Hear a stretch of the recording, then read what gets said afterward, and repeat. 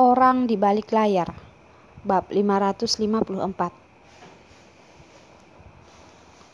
Terdengar di telinga, sepertinya Carson sering mengatakan kata-kata padanya. "Arila, jangan takut, aku akan selalu bersamamu." Suara Carson masih terdengar rendah dan seksi seperti sebelumnya. Tetapi dia sudah pergi, meninggalkannya berjalan begitu cepat. Seolah-olah mereka hanya orang asing. Arila menanyainya, bukan karena dia adalah pembunuh yang membunuh ayahnya, tetapi ingin penjelasannya, dan ingin dia mengatakan kepadanya secara pribadi bahwa dia tidak melakukan hal-hal itu dan meyakinkannya. Tetapi dia tidak hanya tidak menyangkalnya, tetapi juga mengakuinya. Apakah benar-benar dia ingin meninggalkannya? Memikirkan hal ini, Arila hanya merasa bahwa dia dikelilingi oleh kesejukan dan hatinya kelihatan hampa. Tidak bisa membedakan antara tenggara dan barat laut. Dia sangat sedih sehingga dia ingin menangis. Tetapi dia menemukan bahwa dia tidak memiliki air mata lagi. Dan dia hanya bisa membiarkan hatinya tergoyah, seolah-olah dia ingin menelannya. Perbedaan antara kedua status mereka terlalu besar. Mungkin kombinasi dari memulai adalah kesalahan. Maka akan ada banyak kekurangan dan kesengsaraan dalam hidup. Lupakan saja. Apapun yang terjadi, Arila berusaha keras dan berusaha menjadikan hari ini lebih baik. Tetapi masih ada banyak hal yang tidak dapat dia kendalikan. Tidak ingin memikirkannya. Lalu, bagaimana dengan Carson? Apakah dia memikirkannya? Tapi dia tidak ingin berdamai. Mengapa dia bisa berjalan begitu santai? Membiarkan Arila sendirian, merasa tidak nyaman di sini. Berpikir tentang ini, itu adalah momen kekuatan. Dia duduk sambil berpakaian dan berencana untuk mengejar Carson kembali dan bertanya kepadanya apa yang ingin dia lakukan. Bahkan jika tidak ingin hidup bersamanya, itu harus dikatakan dengan jelas bahwa dia tidak ingin sendiri di sini seperti wanita cemburu. Tok tok tok. Arila baru saja memilah-milah merapikan dirinya sendiri. Dokter mengetuk pintu dan menatapnya dengan khawatir. "Nyonya Carson, janinnya sangat tidak stabil sekarang, dan emosimu tidak bisa dikendalikan."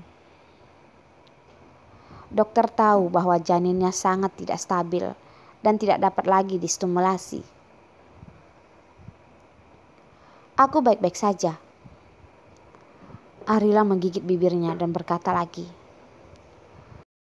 "Carson, tolong biarkanlah dia masuk.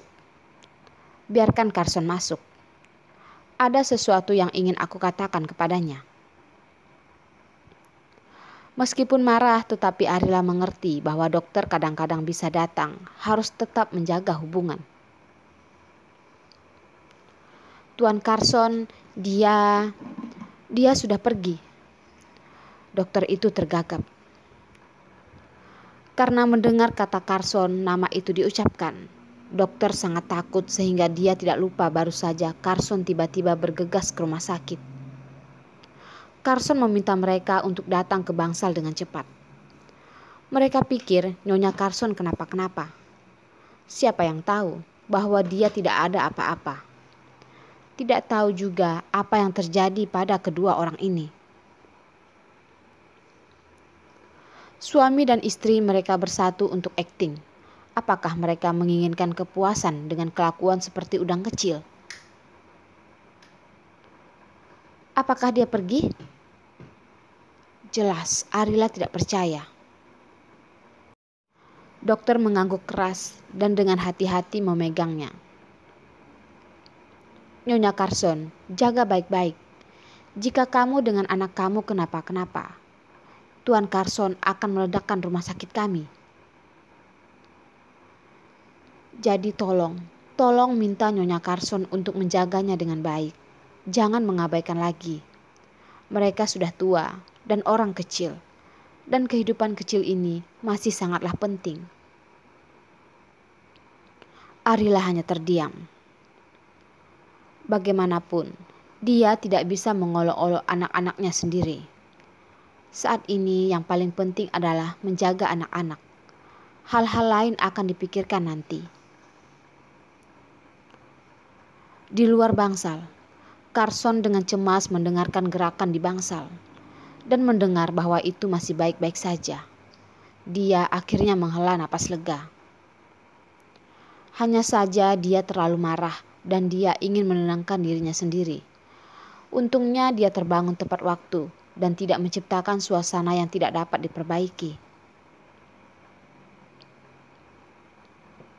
Tuan Carson, suasana hati Nyonya Carson masih stabil. Dia dan janin tidak ada apa-apa, kata dokter dengan hati-hati. Mereka ingin menjawab lebih aman daripada siapapun dan berharap bahwa mereka akan segera melahirkan anak putih dan gemuk lebih awal, sehingga mereka semua akan bernapas dengan baik. Carson berkata, "Kamu turun dan terus mengamati situasi kamarnya kapan saja. Tidak diizinkan kehilangan pengawasan sedikit pun pada ibu dan anak." "Baiklah, kami akan merawat Nyonya Carson dengan baik dan tidak akan membiarkan ibu dan anak mengalami kecelakaan." "Ya, kecuali mereka tidak ingin mati. Mereka akan berani mengambil resiko." Begitu dokter pergi, Carson memandang Tamara ke samping. "Panggil Henry dan minta dia untuk menemukan Ferdian. Jika Ferdian tidak datang, ikat dia bawa padaku." Arila pergi menemui Ferdian. Emosinya terstimulasi dan banyak bergerak. Pada saat yang sama, dia mempertanyakan apakah dia telah membunuh Fernando. Koneksi antara serangkaian peristiwa ini, Carson tidak menggerakkan pikirannya. Bahkan jika dia bisa memikirkannya dengan jari-jari kakinya, dia akan meragukan bahwa dia adalah pembunuhnya dan tidak bisa pergi dengan Ferdian. Tangan Ferdian jelas memegang bukti bahwa Fernando diculik pada malam hari. Tetapi Ferdian tidak mau menyerahkannya. Masalah ini jadi agak rumit. Untuk memahami hal-hal ini, Ferdian adalah orang yang paling penting. Carson harus menemukan Ferdian sesegera mungkin untuk mengetahui seluk-beluk masalah ini. Tamara menelpon Henry. Setelah terhubung, dia tidak banyak berbicara. Selama percakapan, Tamara hanya melihat wajahnya semakin jelek. Setelah panggilan telepon, Tamara memandang Carson dengan ekspresi ketakutan. "Tuan Carson, Henry membawa seseorang untuk mencari Ferdian. Ketika dia pergi, Ferdian sudah pergi." Masalahnya tidak sepele dan semuanya dimulai lagi. Baru-baru ini, tidak ada yang namanya hari yang nyaman. Tamara berkata sambil diam-diam menatap Carson. Saat ini, tuan mereka seperti binatang buas yang marah. Jika dia diprovokasi hatinya, dia mungkin tidak tahu bagaimana harus mati. Ferdian sudah pergi. Ketika dia mendengar berita itu, Carson tiba-tiba tersenyum. Senyum itu dingin dan punggungnya dingin. Sangat bagus. Sepertinya seseorang sengaja menjebakku. Tidak masalah. Mereka ingin bermain ya. Baiklah, ayo kita bermain dengan mereka. Carson tidak pernah menjadi orang yang akan menderita. Karena beberapa orang berani memprovokasinya, maka orang-orang itu harus siap untuk dibersihkan olehnya. Carson menambahkan, "Katakan pada Henry untuk tidak menyelidikinya." Biarkan dia disalahpahami, maka orang di balik semua ini dapat menyelinap masuk ke dalamnya. Pria itu sangat baik dalam menata rencananya.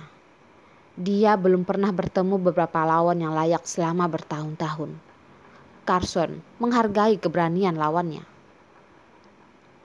Jika kejadian ini tidak melibatkan Arila, Carson mungkin masih ingin menemukan beberapa minuman untuk pesta.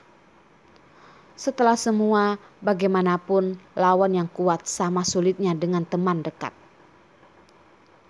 Namun, hanya saja orang itu tergoda pada Arila. Baru saja, Carson berpesan kepada asistennya. Pintu bangsal tiba-tiba dibuka, dan wajah pucat diubahnya perlahan-lahan. Ketika dia datang ke sisinya, Arila tidak memberi Carson kesempatan untuk membuka tangannya. Dia berkata, "Carson, dia menginginkan sesuatu. Aku putus asa denganmu." Mengeluarkan kata-kata itu hanya berbalik dan Arila berlari keluar. Carson tidak punya waktu untuk menangkap Arila, hanya menangkap ponselnya. Jelas ada pesan di layar ponsel Arila. "Arila, orang-orang itu datang. Aku mungkin tidak akan pernah melihat kamu lagi." Pengirimnya adalah Ferdian.